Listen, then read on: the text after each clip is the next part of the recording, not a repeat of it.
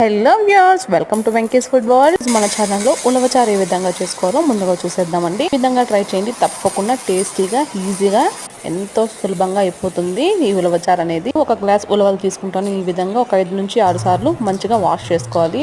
8 గంటల పాటు ఈ విధంగా వాష్ చేసినవి నానబెట్టుకోవాలన్నమాట. ఈ విధంగా మూత పెట్టుకొని నానబెట్టుకోండి. దీని తర్వాత ఒక కాటన్ క్లాత్ లో ఈ విధంగా వేసుకుని ముడిపు కట్టి ఈ విధంగా సైడ్ కి పెట్టేసేయాలి. అంతా పెట్టిన తర్వాత మార్నింగ్ లేసిన తర్వాత చూసాము, ఈ విధంగా మొలకలు వచ్చింటాయి అన్నమాట. చూడండి ఎంతో చక్కగా మొలకలు వచ్చాయి. ఎత్తించిన చారు తింటే చాలా అంటే చాలా హెల్త్ కి మంచిదండి. సో చూస్తున్నారు కదా, ఈ విధంగా మొలకెత్తించింది వాళ్ళు ఎంత చక్కగా మొలకొచ్చాయి. పాత కాలంలో వాళ్ళు చాలా మంచిగా చేసుకుని తినేటోళ్ళు. మీరు ఒకసారి ట్రై చేయండి. ఈ విధంగా కుక్కర్లోకి మొలకెత్తిన ఉలవల్ని వేసుకొని ఒక గ్లాస్ కి 3 గ్లాసులు వాటర్ వేసుకొని విజిల్ పెట్టుకోవాలండి. ఒక 5 విజిల్ వచ్చేంత వరకు. విధంగా చిన్నగా గట్ల వేసుకుంటే చాలా అంటే చాలా టేస్టీగా ఉంటాయి. తీసుకొని నూనె, ఆవాలు, జీలకర్ర, ఆనియన్స్ వేసుకొని బాగా వేపుకోవాలి. వచ్చేసిందండి. మిర్చి, పండు కొద్దిగా, టొమాటో, కారం